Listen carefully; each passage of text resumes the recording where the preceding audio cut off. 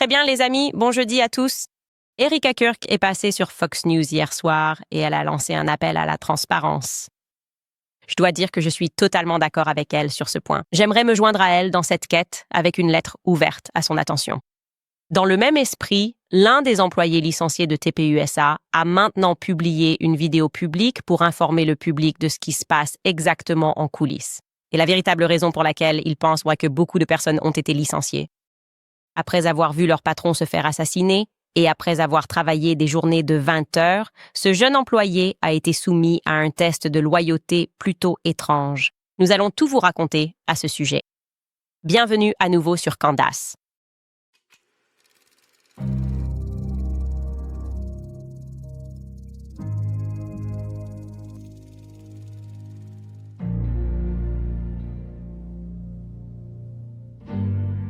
Que la lumière soit. Je veux dire, c'est du moins, en résumé, ce qu'Erika Kirk a déclaré au journaliste Trace Gallagher lors d'une interview en tête-à-tête à propos de ce qu'elle espère obtenir de ses procédures judiciaires. Elle veut de la transparence. Écoutez. Je veux qu'il n'y ait aucune hésitation dans la compréhension de ce qui est arrivé à mon mari ce jour-là. Je veux qu'il y ait toujours une transparence totale parce que ce que je ne veux surtout pas, c'est qu'il n'y en ait pas. Et alors, je me retrouve à dépendre des réseaux sociaux et d'autres médias pour expliquer le récit au lieu de pouvoir dire « voilà ce qui s'est passé, voici tout ». Excusez-moi, c'est difficile. Tous les faits sont sur la table pour que vous puissiez les voir. Et vous pouvez voir en toute transparence ce qui est arrivé à mon mari. Et il n'y a pas de si, de mais, ni de confusion sur qui l'a fait et pourquoi. Je ne la crois pas du tout. Ce n'était pas convaincant. Je ne vois pas ce qui était difficile dans le fait de sortir cette phrase. Ça semble incroyablement répété. On dirait presque qu'elle a oublié une réplique. Rien dans ses yeux ne te fait y croire, elle dit la vérité. Mais au-delà du regard, il y a juste les actions, non? On peut juger les gens à leurs actes, Erika. Si elle voulait vraiment plus de transparence, elle pourrait l'offrir. Parce que tu n'en as pas besoin dans une salle d'audience. En réalité, nous n'avons pas besoin de nous tourner vers les tribunaux pour que le public comprenne ce qui s'est passé ce jour-là. Parce que avant même que les tribunaux ne s'en mêlent, les premières personnes à avoir eu accès à exactement ce qui s'est passé en 4K, comme l'a dit Tyler Boyer, c'était Turning Point USA. Ils ont saisi les caméras. Ils auraient pu dire, tenez, je vais aussi demander à des enquêteurs privés d'examiner tout ça et de leur dire ce qu'ils en pensent. J'ai appelé pour demander à consulter les vidéos en précisant qu'on n'était pas obligé de les rendre publiques. Je veux juste voir les enregistrements. Et ils sont tout de suite devenus évasifs. Ils ont été évasifs concernant les informations. Ils ont modifié les informations. Ils disent « Oh, je ne me rendais pas compte qu'on avait menti à ce sujet ou qu'on avait menti à propos de cela. » Donc, faire cet appel public aux tribunaux, je ne sais pas. Je pense que cela contraste fortement avec les actions dont dispose Erika Kirk en tant que PDG et présidente de cette immense organisation. Mais à quel point est-elle immense exactement? Bref, je voulais écrire cette lettre ouverte à Erika parce que je sais que Turning Point USA regarde chaque épisode de ce podcast et que les gens reprennent ensuite ce que je lui dis et lui en font part. Donc, j'apprécierais que les lutins de Turning Point USA la laissent voir ceci dans son intégralité. C'est parti. Parce que j'ai eu accès à plus d'informations. Je ressens quelque chose de particulier. C'est parti. Prête? Chère Erika, j'ai pensé qu'il valait mieux faire cela publiquement. Je pense que les conversations publiques obligent tout le monde à rester honnête. Et il y a certaines choses qui doivent clairement être clarifiées. Parce que parfois, l'écart entre la vérité et le mensonge, c'est ce qui se passe à huis clos. Toi et Charlie avez vraiment commencé à sortir ensemble en 2019. Et avec le recul, cela a coïncidé avec une période de nombreux changements. D'une part, je me mariais et, virtuellement, j'étais donc inséparable de mon fiancé. Il était en quelque sorte le nouveau troisième roue du carrosse à tous nos événements. Quelques mois plus tard, le 1er mai, le public a été informé que je démissionnais de mon poste de directrice de la communication chez Turning Point USA. Il y a eu beaucoup de spéculations publiques sur ce qui a mené à cette décision. Les médias ont affirmé que c'était à cause de l'antisémitisme ou d'un désaccord à propos de Kanye West, mais ce n'était pas vrai. Rien de tout cela n'était vrai, et je pense que tu sais très bien quelle est la vérité. Tu étais là à ce moment-là.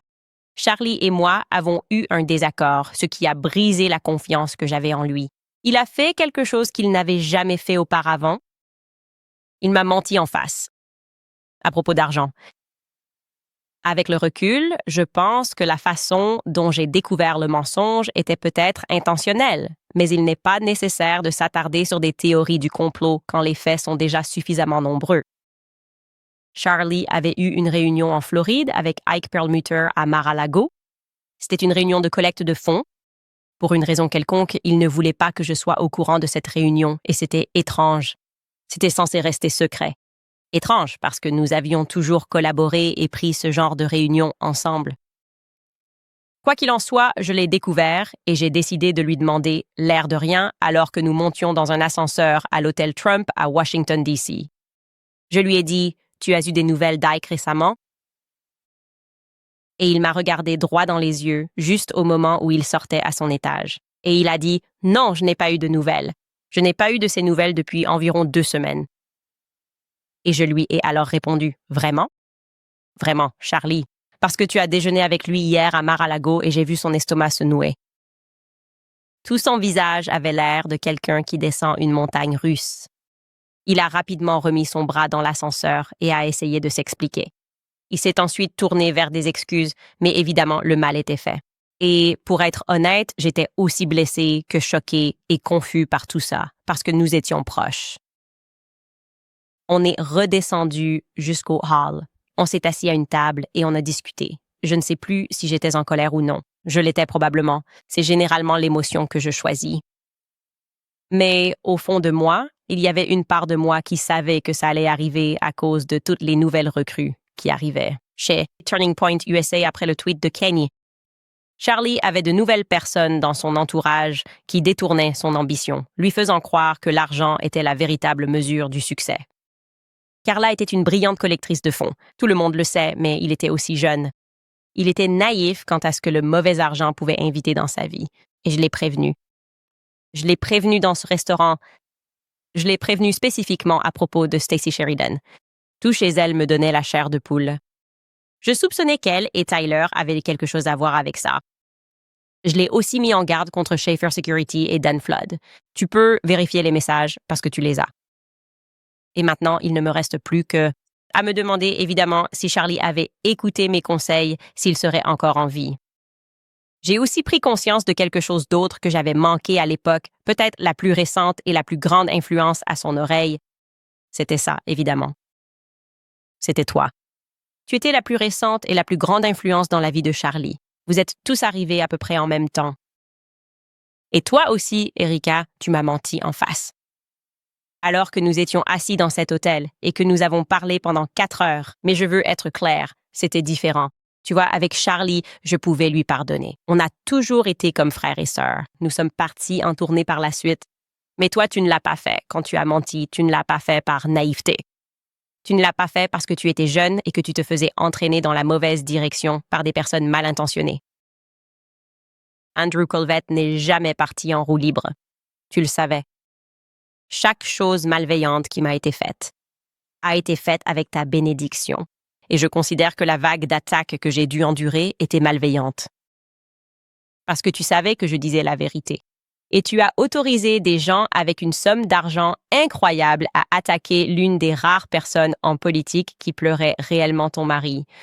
Tu savais que nous avions une amitié profonde. Tu savais que je disais la vérité à propos de l'histoire catholique, à propos de tout. Tu as permis à ces gens de mentir et de dire que Charlie et moi n'avions pas parlé depuis 2019. Je veux dire, c'est fou à quel point c'était un mensonge.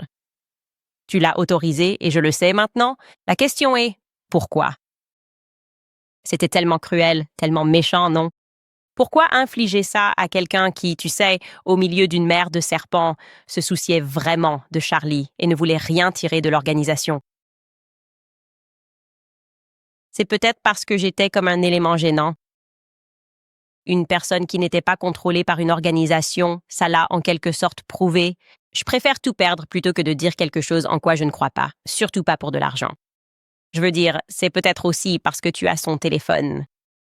Et quand j'ai révélé au public qu'il avait prédit sa propre mort avec des détails remarquables, peut-être que tu es retourné lire le reste de ces messages, ceux que je n'ai pas encore révélés au public, parce que avec le recul, ces messages ils sont vraiment terrifiants parce qu'ils sont précis et ça semble prophétique.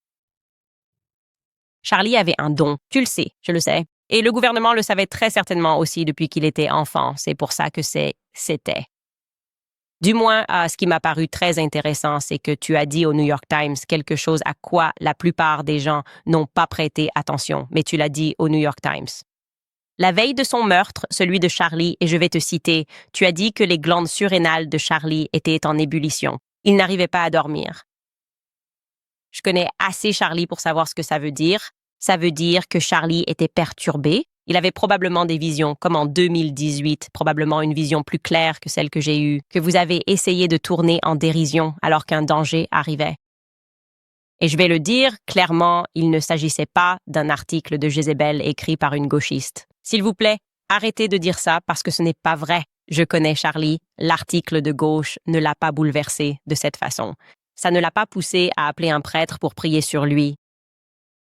Il pensait que quelqu'un allait le tuer. Il l'a exprimé par écrit. Et vous n'avez pas perdu ces messages. Texte. Vous le saviez. Charlie et moi avons beaucoup parlé de son troisième œil. C'est pourquoi cette phrase a attiré mon attention dans l'article. Il parlait des lampadaires qui s'éteignaient quand il courait de l'école spéciale où il devait aller. Il parlait de beaucoup de choses étranges de notre enfance, des tests que nous avons tous les deux dû endurer. Nous avons parlé du fait que nous pouvions tous les deux faire des projections astrales. Tu sais tout cela, bien sûr. Tu as son téléphone. Et à quel point nous avons été surpris d'apprendre que ce n'est pas naturel pour tout le monde. Paralysie du sommeil, tout ce que tu veux. Nous en avons parlé. Et si les glandes surrénales de Charlie s'activaient, c'était probablement peut-être pour exactement la même raison que j'ai retiré mes enfants de l'école quelques jours avant qu'ils ne soient assassinés, parce que je sentais que le danger approchait. Et puisque nous sommes honnêtes, je veux aussi que tu le saches. Cela m'a paru étrange quand tu as dit lors de cette interview avec Jesse Waters que tu voulais que Charlie passe une bonne nuit de sommeil. Il était tellement excité. Alors tu l'as envoyé dormir dans la chambre de sa fille. Tu sais, ça me semble un peu à l'envers. Je veux que mon mari passe une bonne nuit de sommeil à cause de quelque chose qu'il avait. Le lendemain, j'aurais probablement préféré qu'il dorme dans la chambre et moi j'aurais dormi dans la chambre de ma fille. J'ai relevé cela. J'ai aussi trouvé intéressant que tu aies dit que le lendemain matin, quand il est entré discrètement, il a attrapé son alliance. Encore une fois, c'est un détail mineur, mais je me suis demandé pourquoi son alliance était enlevée. Mais assez de spéculation. Voici les faits. J'ai maintenant une preuve vérifiable écrite que Justin Strife et toi m'avez menti. Tu sais exactement qui est Pierre. Pourquoi Justin Strife a-t-il dit qu'il n'avait jamais entendu parler de Pierre? C'est fou! Justin, comment as-tu pu faire ça? Justin, tu le connais. Tu l'as rencontré. Tu as personnellement rencontré Pierre. Erika, tu l'as rencontré après la mort de Charlie. J'ai encore une fois une preuve vérifiable. Alors tu peux appeler tes avocats. Tu peux dépenser un autre milliard en relations publiques si tu veux. Dis à ton avocat d'appeler le mien. Je veux dire, vous avez clairement l'argent pour faire tout ça. Ça n'effacera pas la vérité. La vérité, c'est qu'il y avait un accord sur la table avec Pierre qui, oui, vient de France, né en France. Et cet accord valait des milliards, pas des millions, des milliards, au pluriel, des milliards, de dollars juste après que Charlie ait été abattu. Et encore une fois, j'ai la preuve que Pierre a eu un appel téléphonique avec Justin Strife. Il a aussi eu un appel téléphonique avec Mo Don Harrico de Turning Point USA à Tampa. Et tu sais ce qui est vraiment étrange? D'une manière ou d'une autre, ce Français, Pierre, il savait que Charlie était mort avant que le reste du monde ne le sache. Comment le savait-il? Comment a-t-il su avant moi? Surtout qu'il n'était pas encore donateur de Turning Point USA. Pourquoi lui a-t-on accordé autant de priorité? Le Français? Ça m'intéresse. Je sais parfaitement qu'immédiatement après la disparition de Charlie, cet accord formel a finalement été conclu entre les parties. Ouais. Si je mens, cela relèverait clairement de la diffamation. Donc oui, je suis à fond sur ce sujet. Je suppose d'ailleurs, à ce sujet, Pierre, que cela pourrait être la raison pour laquelle la Maison-Blanche ne m'a jamais répondu concernant l'implication de la Légion étrangère française dans l'assassinat de Charlie. Parce que, je ne sais pas, il pourrait y avoir un angle français ici. Cela pourrait-il être un mobile? Des milliards de dollars pourraient-ils être un mobile? Je veux dire, je vais juste poser quelques questions immédiates. Ma question serait, pourquoi un Français catholique pratiquant chercherait-il à donner des milliards de dollars versés à une organisation évangélique? N'est-ce pas bizarre? Tout simplement objectivement bizarre. Waouh, c'est un investissement conséquent. Vous vous souciez vraiment du capitalisme de marché libre? Quel rapport entre la France et les campus universitaires américains? Arrêt complet. La réponse, Erika, c'est rien. Rien. Et une des choses que j'ai constatées quand j'étais enfant, ainsi que d'autres enfants du programme GATE, comme nous l'avons évoqué, c'est que lorsqu'ils vous placent dans ces classes spéciales, ils vous testent. Les fréquences, les sons, ils nous faisaient boire du fluor, toutes ces choses bizarres. Mais l'une des choses qui les intéressait particulièrement, c'était de voir à quelle vitesse tu pouvais assembler des puzzles. Et je veux que tu saches que j'excellais là-dedans. J'étais vraiment douée pour assembler des puzzles. Je dois te dire, je crois qu'une image commence à se dessiner ici. Je pense que j'avais raison. Mon meilleur pari, c'est que c'était Pierre Falcon depuis le début d'Angola Gate. On en a parlé dans l'émission. La France, Israël, les États-Unis. Cette fois, ce serait l'Égypte plutôt que l'Angola, tous travaillant ensemble. Peut-être qu'il reformait l'équipe pour faire du trafic parce que oui, il y a eu beaucoup de trafic qui revient sans cesse dans cette enquête. Ces pays, ces satellites de pays, vous essayez de faire semblant avec vos, maintenant, des milliards de dollars. Vous avez un service de relations publiques. On peut tout faire. Et c'était tellement fou. Oh, une petite blague sur les avions égyptiens. Quoi? Rien à voir ici. Voici ma théorie. Il y a beaucoup à voir ici. Parce que vous mentiez pour couvrir les traces de bébé Netanyahou. C'est très étrange. Vous étiez là quand bébé Netanyahou a appelé. Andrew m'a dit que bébé avait proposé de donner une nouvelle dimension à Turning Point USA et que Charlie avait refusé sa proposition dans les Hamptons, au dîner auquel vous avez participé. Mais vous ne vous souvenez pas de cette partie-là. Vous dites qu'il appelle juste à propos d'une lettre que Charlie a écrite. 5 mois plus tôt. Le dîner que vous avez ensuite laissé une armée d'influenceurs prétendre qu'il n'avait jamais eu lieu alors que vous y étiez. Oh, j'étais là à chaque étape. Rien de tout cela n'est jamais arrivé. Personne ne voulait parler de l'appel de bébé. Personne n'a fait de déclaration à ce sujet. Psyop total, opération psychologique.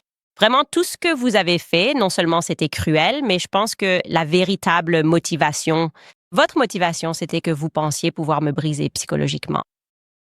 C'est ce qu'a été toute cette histoire. Ça a été un grand psyop très bien financé parce qu'il y a beaucoup d'argent en jeu. Si rien ne s'est passé dans les Hamptons, rien d'inhabituel, pourquoi cette panique? Parce que quelque chose s'est passé. Charlie a dit non à bébé Netanyahou. Bébé aussi, Charlie avait refusé d'avoir bébé. Dans son podcast. D'après Andrew, lorsque Bibi est parti en tournée promotionnelle, Charlie n'a pas voulu l'inviter dans le podcast. Charlie semble donc en avoir assez d'Israël, n'est-ce pas? Vous ne voulez pas qu'il devienne premier ministre d'Israël? Mais la question évidente ici, à laquelle les médias ne s'intéressent pas, mais qui m'intéresse certainement, c'est en échange de quoi, n'est-ce pas? En échange de quoi Bibi Netanyahou allait-il faire passer Turning Point USA à un niveau supérieur? En échange de quoi? Et aussi, comment comptait-il faire entrer cet argent dans l'entreprise? Turning Point valait déjà 100 millions de dollars. Elle génère 100 millions de dollars par an. Qu'est-ce que ça veut dire, passer au niveau supérieur? On dirait qu'il faudrait des milliards. Par l'intermédiaire de qui? Je dirais Pierre. Erika. Je pense qu'il y a une raison pour laquelle Pierre a su en premier que Charlie était mort. Je pense qu'il y a une raison pour laquelle il était une priorité. Comment?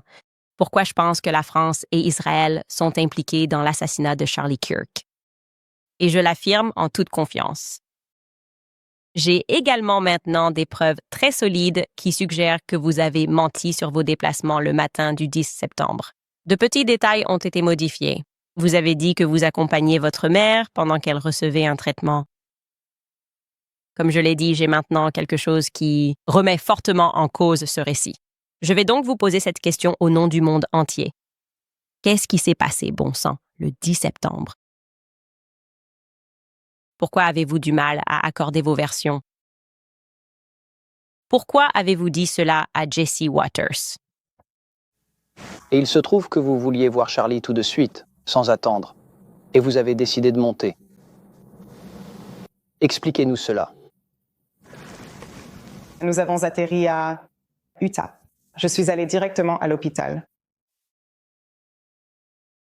Directement à l'hôpital. Andrew m'a raconté que lorsqu'il est descendu de l'avion, vous vous êtes enlacé sur le tarmac et qu'il a pleuré dans vos bras. Parce qu'il a tellement d'anxiété refoulée.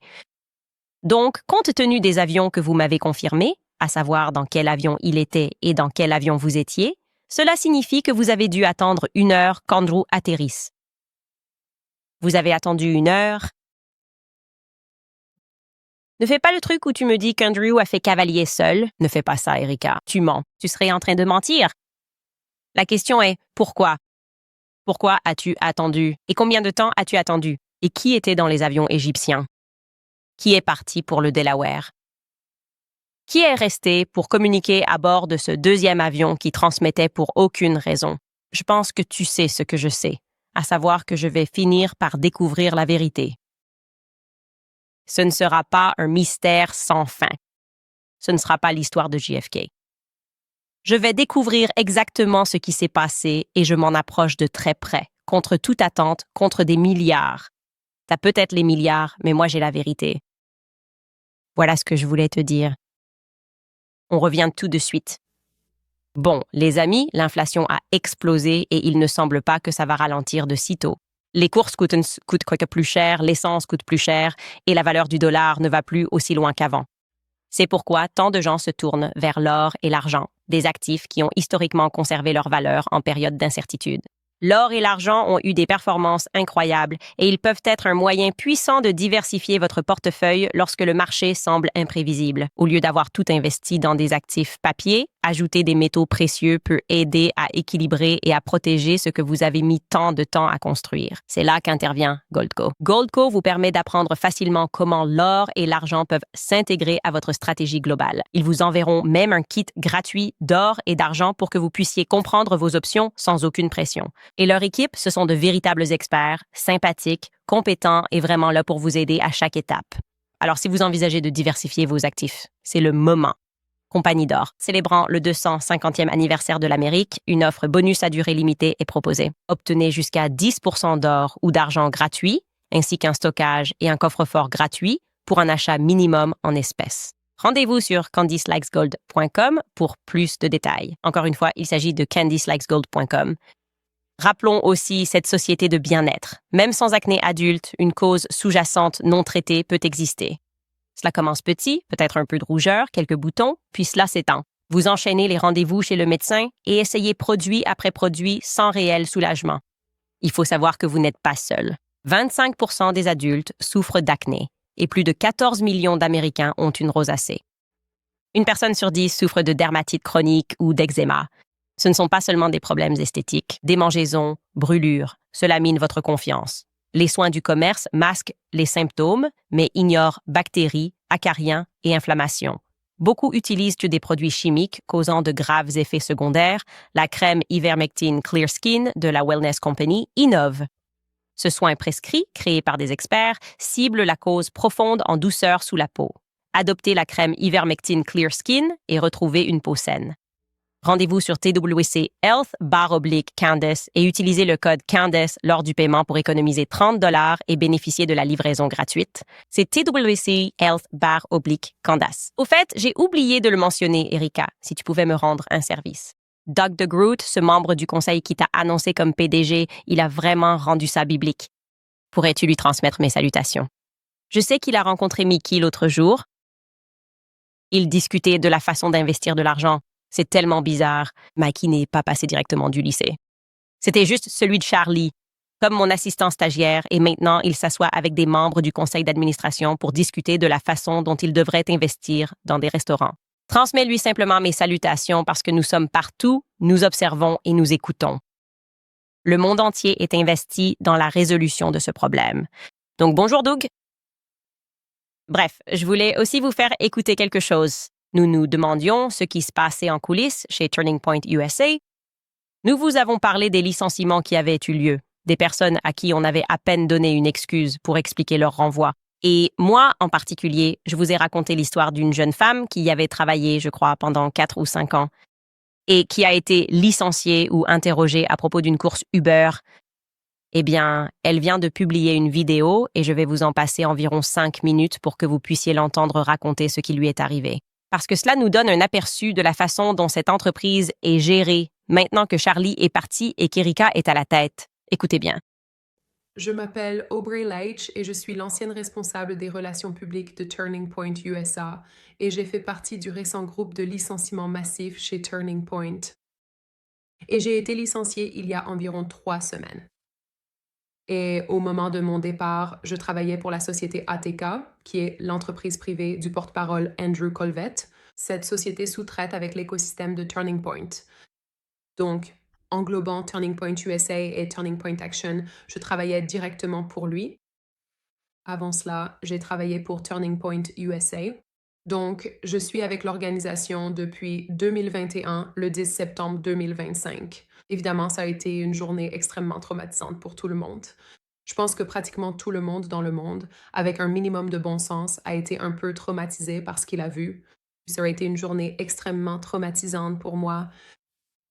Et j'ai travaillé sans arrêt. Mon téléphone a reçu des centaines d'appels téléphoniques le 10 septembre, des milliers de messages textes.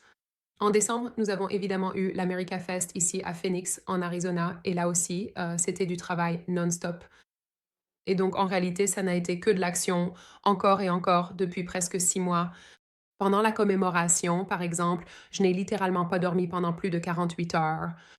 Malgré tout cela, je veux avancer rapidement jusqu'à mon licenciement, qui a eu lieu il y a environ 3 semaines. Et on m'a fait venir dans un bureau pour avoir une discussion de manière générale à propos de mon emploi. Il y avait moi, Andrew Colvette, et Marina Minas, qui est la directrice marketing de Turning Point USA, pour qui je travaillais quand j'étais uniquement à temps plein chez Turning Point. Ils m'ont fait asseoir et m'ont dit qu'il y avait 2 situations dont ils voulaient me parler, dont l'une est assez peu pertinente pour cette chronologie, donc je vais juste parler de l'autre, qui concernait une course Uber. Ce qu'on m'a raconté, c'est qu'un cadre de Turning Point est monté un jour dans un Uber et qu'ils ont commencé à parler de Turning Point un peu au hasard. Et le cadre a demandé au chauffeur, « Alors, que pensez-vous de Turning Point ?» Et le chauffeur a répondu au cadre de Turning Point, « Eh bien, c'est vraiment triste. J'ai entendu dire que l'organisation est vraiment en train de décliner. Il n'y a pas vraiment de direction et personne n'aime Erika. » Et le cadre de Turning Point a alors demandé à ce chauffeur Uber, « Qui vous a dit ça? » Et le chauffeur Uber a indiqué au responsable de Turning Point que sa fille était très amie avec une jeune fille qui travaillait chez Turning Point lorsqu'elle était au lycée. Ils avaient parlé du tournant survenu depuis l'assassinat de Charlie et du fait que, vous savez, c'est sa fille qui lui avait dit cela. Et le dirigeant à l'origine du tournant a bien sûr demandé « Quel est le nom de l'employé ?» Et le chauffeur Uber aurait dit « Aubrey. » Aubrey qui? Aubrey Leitch. Et cette histoire m'a été présentée comme l'une des raisons de mon licenciement. Turning Point ne l'a pas insinué. Ils ne m'ont jamais rien dit de tel. Cependant, j'ai comme l'intuition que j'ai été licenciée au moment crucial parce que je remets en question le récit de ce qui est arrivé à mon modèle et PDG Charlie Kirk le jour de son assassinat. D'après ma propre expérience, on ne peut pas remettre en question le récit et travailler au point de basculement. C'est ce que je ressens. C'est aussi ce que ressentent d'autres personnes à qui j'ai parlé. Cela va à l'encontre de tout ce que Charlie a toujours défendu. Je vais agir, je vais poser des questions, je vais parler à d'autres personnes. Et je refuse de m'excuser d'avoir ma propre liberté de penser, ce que Charlie a inculqué en moi et en tant d'autres jeunes. Avant tout, Je veux juste dire que l'idée d'être convoqué dans un bureau et interrogé par son patron à propos de quelque chose, un chauffeur Uber a dit « C'est quoi ces ragots, girl? Je veux dire, on regarde quelle série de la C-Douara ici? Ou on t'attrape pour te poser une question sur ce que tu as dit à un chauffeur Uber? Peut-être, je veux dire, peut-être qu'elle l'a dit, peut-être qu'elle ne l'a pas dit, mais n'est-ce pas un peu ton droit de rentrer chez toi et de critiquer à propos du travail? Tout le monde fait ça en partant, non?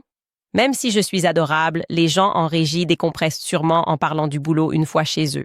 Parce que c'est quelque chose de normal à faire? L'idée qu'un CMO pose des questions à un chauffeur Uber, c'est du délire. OK, ce sont des tests de loyauté et ces gens sont complètement et totalement dérangés. Deuxièmement, je tiens à dire ceci. Même si chaque employé était vraiment mauvais, méritant réellement d'être licencié, je dirais probablement, après avoir engrangé $250 millions, que nous avons obtenu un maintien de service pendant 1 an. Parce qu'ils ont littéralement assisté à l'assassinat de Charlie Kirk. C'est comme une forme de respectabilité, comme une période de deuil d'1 an. Nous allons faire en sorte qu'il n'y ait pas d'autres transitions dans votre vie et maintenir la stabilité. Non. Ils ont juste dit au revoir. Et je pense qu'elle a raison. Je pense qu'à la fin, c'est là, quand elle dit ça, en fait, ils voulaient s'en prendre à ceux qu'ils soupçonnaient d'être déloyaux envers Erika. Ce qui s'est passé le 10 septembre, c'est qu'ils devront éliminer tout le monde. Je pense qu'ils finiront par le faire et qu'ils recommenceront à zéro le monde entier. Je ne sais même pas qui ils vont faire venir pour les remplacer. Je vois qu'ils font de la publicité maintenant. Personne n'achète. Ce que les Feds essaient de vendre, personne n'achète ce qu'Erika essaye de vendre. Personne n'achète ce que qui que ce soit essaye de nous vendre à propos de ce qui s'est passé le 10 septembre. D'accord. Donc, je ne vois pas dans quelle direction ils vont. Je n'ai aucune idée de ce que l'organisation va devenir, mais je m'en rapproche. Je suis vraiment sur le point de comprendre ce qui s'est passé. Je pense qu'en passant simplement en revue les questions, le qui, le quoi, le quand, le où, le pourquoi, je pense. Mentir sur le fait de connaître Pierre, Justin Strife, ça me montre qu'il y a une peur. Pourquoi ne vouliez-vous pas qu'on sache pour Pierre? Parce que s'il s'agissait juste de quelqu'un qui allait donner des milliards de dollars, tu dirais simplement « Oh oui, je lui ai parlé, j'ai été en communication. Il m'a appelé par hasard à ce moment-là. » Si je peux me permettre de vous donner un bilan, il ne me reviendrait certainement pas de le faire. C'est là que vous avez fait une erreur. Mensonge stupide. Pas. En agissant ainsi, oubliez que chacun vit son deuil différemment. Personne ne présente de deuil de la même manière que de permettre à des personnes qui étaient en réalité les ennemis de votre mari d'inaugurer Amfest. Honnêtement, le premier moment où je me suis dit « Oh, il y a vraiment un problème », c'est quand Ben est devenu le défenseur de Charlie Kirk. Je veux dire, j'en savais tout simplement trop. C'est comme « Pourquoi Ben met-il la pression sur Megyn Kelly en faisant semblant de s'intéresser ?» À Charlie Kirk, c'est bizarre. C'est littéralement le monde à l'envers. C'est là que je me suis dit, OK, Israël est impliqué. Parce que à chaque fois que tu vois Ben, tu supposes juste qu'Israël est impliqué. D'ailleurs, il fait aussi, de façon assez aléatoire, des trucs sur la Corée en ce moment. Il analyse ce qui se passe en Corée. Il y a aussi cet angle coréen qui n'a aucun sens. Là, tu as raté le coche. Si c'était moi qui gérais la situation, je dirais, hey, faisons semblant qu'on va seulement autoriser les amis de Charlie parce qu'en fait, on est en deuil. C'est là que la communication s'est mal passée. Ça donnait juste l'impression d'un système de paiement pour participer, c'est ce qu'Amfest semblait être. Et ça donnait l'impression que c'était des gens qui payaient Israël, non? On aurait dit qu'Israël payait. Peut-être que j'aurais aussi attendu avant de sortir le livre Shabbat Shalom. Peut-être que pendant que les gens étaient dans l'avion, on avait l'impression que peut-être qu'il l'a fait. Il dit ne pas l'avoir fait. C'est curieux de devoir le préciser. On devrait peut-être sortir le livre. Premier trimestre 2026. Et peut-être qu'on ne devrait pas le faire avec Barry Weiss. Ce n'est pas vraiment le pote de Charlie. Vous n'avez pas fait ça. Vous y êtes un peu allé directement, en fait. Donc, il me semble que vous vous êtes un peu planté à ce moment-là. Des mensonges idiots, des mensonges qui n'avaient pas vraiment de sens. Et je ne sais pas, penser qu'on allait accepter que, genre, Laura Loomer et Ben Shapiro étaient maintenant les amis de Charlie Kirk et que les personnes qui étaient vraiment ses amis étaient devenues ses ennemis, attaquant Tucker Carlson, débattant sur le fait qu'il devait être annulé, moi m'attaquant sans arrêt. Vous vous êtes planté. Je pense que vous vous êtes planté dans la prestation. Je n'y crois pas. Et avec ce que je sais et ce à quoi je me rapproche, je ne pense pas qu'il y aura une seule personne au monde qui y croira. Donc, à part les gens que tu as achetés et payés, qui vont devenir très évidents dans les semaines à venir, c'est tout ce que je dirais. Bref, j'ai vu que Tim Dillon a terminé son émission, comment il se lamentait sur le fait que tout ça est tellement faux. Tout est tellement faux et c'est exactement ce que j'ai ressenti du début à la fin ici.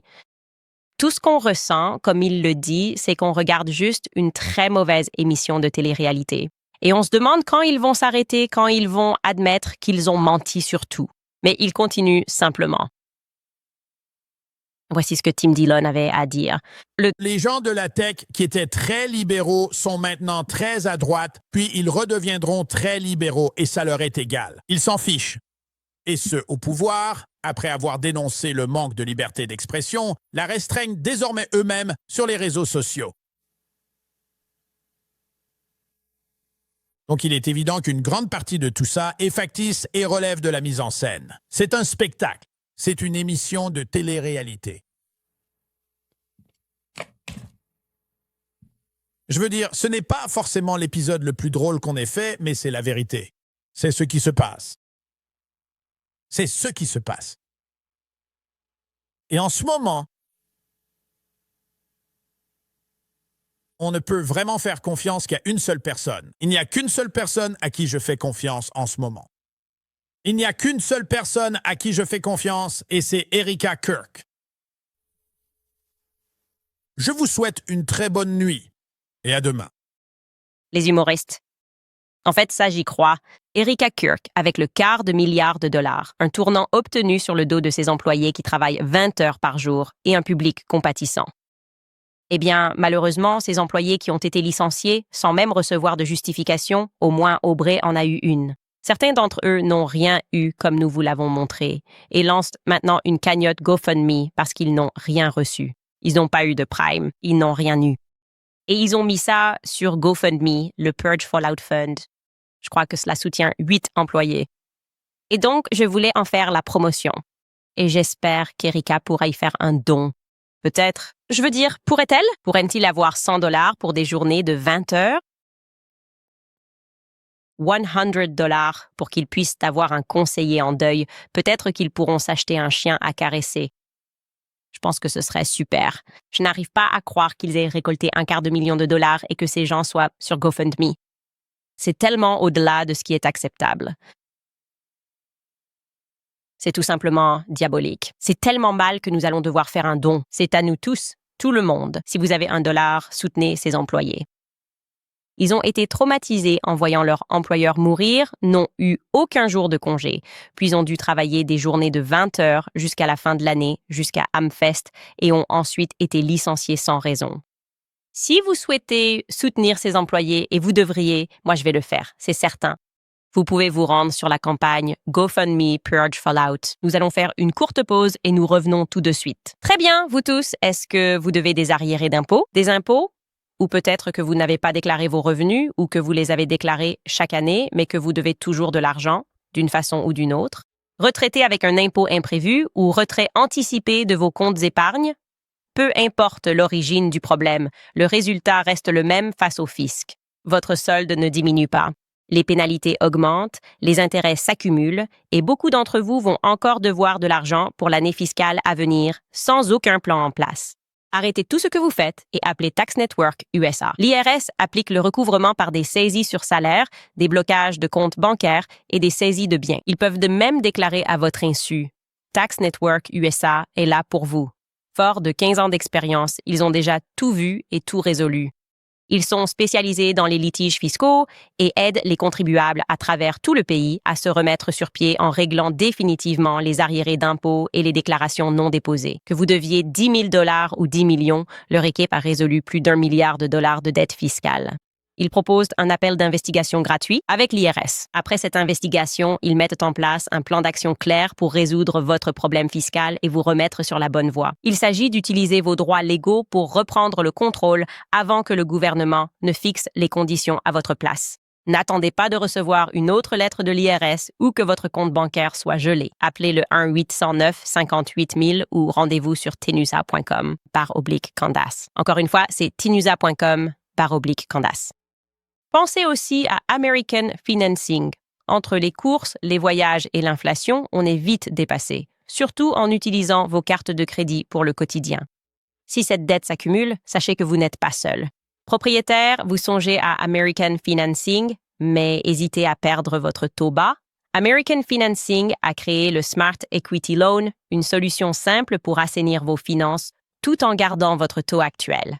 À l'inverse d'une HELOC fluctuante, le Smart Equity Loan offre un taux fixe assurant un paiement prévisible. Il permet d'utiliser votre capital immobilier pour rembourser vos dettes coûteuses. Dégagez des liquidités en gardant votre prêt hypothécaire actuel, sans frais initiaux. Pour savoir si vous êtes éligible, appelez le 1-800-795-1210. Encore une fois, c'est le 807-95-1210 ou rendez-vous sur americanfinancing.net /Owens. Encore une fois, c'est americanfinancing.net /Owens.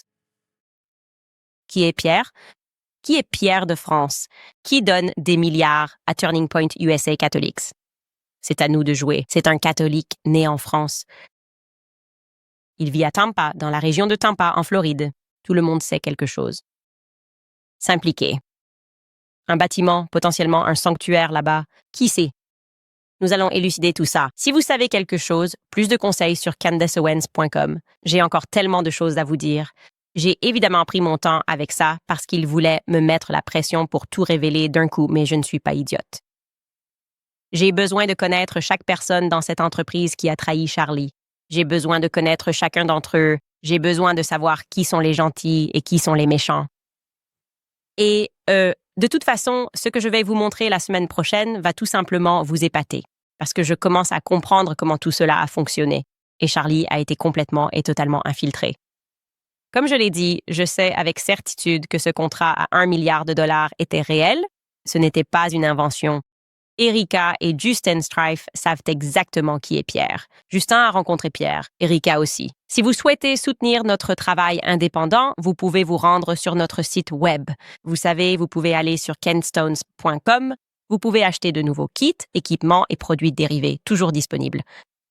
Par ailleurs, le documentaire Qu'est-ce qu'une femme est disponible gratuitement sur notre site web jusqu'à 21h, heure de l'Est ce soir. N'hésitez donc pas à regarder cela. Et nous aussi d'ailleurs. Nous avons maintenant une chaîne espagnole, une portugaise et une française. Heureusement qu'il y a une chaîne française car la France est très impliquée. Mon intuition était juste. Et comment suis-je arrivée là? Eh bien, en suivant les avions égyptiens, MDR. N'est-ce pas, Erika? Personne d'Égypte. Ouais. Et Israël? Je parie que beaucoup de pays font des dons. Le commentaire le plus populaire du dernier épisode est « Peut-on arrêter de les appeler des élites? Appelez-les plutôt les dolates, les supprimés. Et on devrait simplement les appeler la secte satanique. » Je suis totalement d'accord avec toi là-dessus. Voyons quelques-uns de vos commentaires sur l'épisode d'aujourd'hui. Nous avons Curtsy qui écrit « Oh, pardon, j'ai déjà lu celui-là. » Corey Henry a écrit « Candice, je t'aime, c'est le Truman Show. C'est pour ça qu'Andrew a dit « Candice, c'était censé être toi. » Cela faisait partie, je pense, d'un effort très bien planifié pour me traumatiser psychologiquement. Ils essayaient de me neutraliser psychologiquement, comme je l'ai dit, parce que j'étais le seul élément incontrôlé. Tout le monde travaille pour une organisation, on leur dit ce qu'ils doivent dire, et moi, je suis là à dire ce que je ressens, prête à perdre de l'argent et à prendre ces risques parce que je ne me range pas du côté de ceux qui font du mal aux enfants. Je ne vais tout simplement pas me ranger du côté des pédos, je ne le ferai pas. Donc oui, je pense que ça en faisait partie et c'était sophistiqué. C'était une opération psychologique de niveau militaire, pour être honnête, une opération psychologique destinée à me traumatiser, puis à faire en sorte que des gens s'en prennent à moi avant même que je puisse comprendre ce qui est arrivé à Charlie. Ils s'en prennent à moi, ils m'attaquent. Tous ces influenceurs prennent de l'argent. Je n'arrive pas à croire Candace, et c'était juste destiné à m'épuiser, mais ça n'a pas marché parce que j'ai lu les livres de Sigmund Freud. Je sais à quoi ça ressemble, je savais, mais c'était une opération psychologique.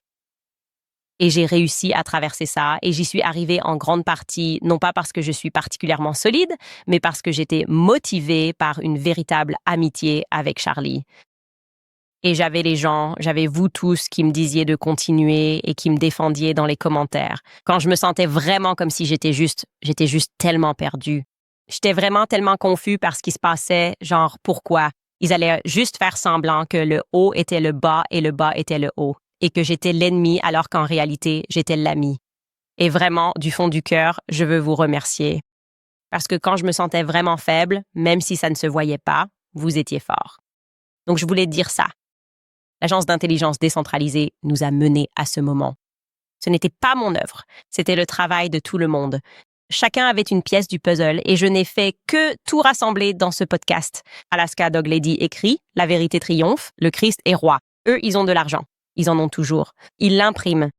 Nous avons la vérité. Et ce que je pense aussi qui s'est passé, c'est que Charlie est parti. Charlie était celui qui était pieux là-bas. Charlie, comme je l'ai dit hier, le problème, c'est que lorsque tu fais un pacte avec le diable, tu n'as plus accès à la force créatrice. Tu es obligé de voler, de mentir, de tricher, mais tu ne peux plus créer. Tu deviens instantanément fade. Et c'est ce que je ressens et perçois à Turning Point USA. Tu dois t'appuyer sur des avocats et des courriers juridiques, et voilà. C'est ce qui arrive, malheureusement. Mary Everett écrit « Ce ne sont pas des milliards, mais j'espère que cela aidera. Ne laissez pas ces démons s'en tirer comme ça. Merci beaucoup. » Et vraiment, à tous ceux qui donnent en ce moment, je préférerais que vous donniez aux employés. Je veux dire, ce qui leur est arrivé est tellement injuste. Je n'arrive pas à croire qu'on soit en train de le dire. J'imagine que tout ça paraît fou. On est vraiment dans un monde de fous en ce moment. Je vous demande de donner aux employés qui ont travaillé pour une organisation qui a gagné 250 millions de dollars en quelques mois. C'est complètement fou. Mais encore une fois, nous sommes les bonnes personnes et ils méritent quelque chose. Et d'ailleurs, elle ne l'a pas mentionné dans la vidéo, mais cette jeune femme, ils ont aussi licencié son fiancé. Donc, tous leurs revenus dans un même foyer ont été anéantis en une seule journée. Aucune explication ne lui a été donnée. Tu es marié à la mauvaise personne? Je ne sais pas.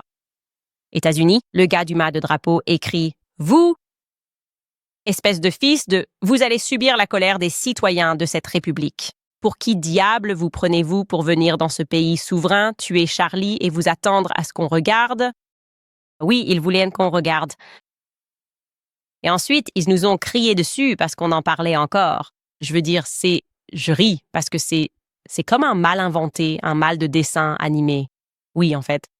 Si tu mettais ça dans un scénario et essayais de le vendre à Hollywood, ils diraient « Oh, c'est juste invraisemblable, ça ne passe pas. » On ne peut pas, vraiment. Personne ne croira vraiment que c'est un mal biblique, un véritable mal biblique.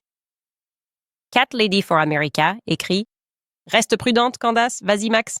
La vérité triomphera. » GN 2176 écrit « Hier, j'ai entendu Candace reparler de l'appel de Charlie, le cri d'alarme à propos du message « Ils vont me tuer ». C'est extrêmement important dans cette affaire, non seulement pour la défense, mais aussi pour l'accusation afin d'éviter cela. Continuez à insister sur les messages de Charlie.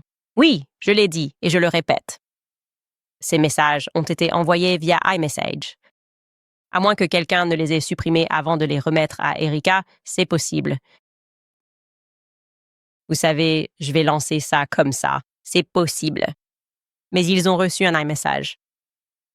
Je ne pense pas qu'elle ne soit pas au courant, car que les messages aient existé ou non, évidemment, au cours de cette enquête, Dan Flood et Andrew Colvett le lui auraient dit. Salut, j'ai reçu ce SMS. Emio, écrit, tu es le David Krzyzewski de Charlie. Continue, Max, et tiens bon, Max. Merci, Amy. Cone Film écrit, boycotter Turning Point, le spectacle de la mi-temps des États-Unis. J'avais oublié qu'ils avaient fait l'annonce concernant le spectacle de la mi-temps. Vous savez, j'aime bien certains des acteurs qui y participent. Je ne peux pas. Je suis désolée. Non. Je continuerai d'apprécier ces artistes individuellement, mais je ne regarderai pas la prestation de 21st Day à la mi-temps.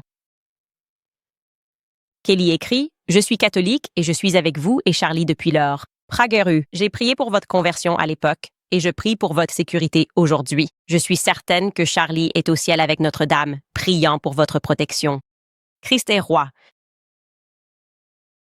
Je vous remercie infiniment. Je pense que les prières nous ont guidés. J'ai le sentiment que le chemin a été éclairé d'une certaine manière. Je reçois un courriel au bon moment, et puis les pièces du puzzle commencent à s'assembler.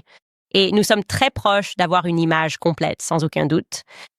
Jonathan Newton écrit dans Acte 7:43, Étienne dit aux Juifs avant qu'ils ne le tuent qu'il portait l'étoile de Remphin dans le désert. C'est exact. C'est une étoile à 6 branches. Aussi, dans Zacharie 5:11, il est dit que la méchanceté reviendra. C'est là que se trouve Babylone. J'adore votre émission. Je suis d'accord. Et merci à vous tous. Je veux dire, ça a vraiment été un voyage. En parlant de ça, j'ai tellement appris et je pense que nous avons tous énormément appris. Je veux dire, on parle de Gilgamesh dans cette émission et de Nimrod et on parle de la Bible et du vrai mal et je dois penser que cet éveil c'est une bonne chose qui est ressortie de tout ça. Je pense que beaucoup d'entre nous étaient endormis. Même ceux d'entre nous qui avaient l'impression d'être éveillés ne pouvaient pas concevoir un tel niveau de mal. Et c'est bien de ce niveau de mal qu'il s'agit, sans aucun doute. Donc, on se retrouve lundi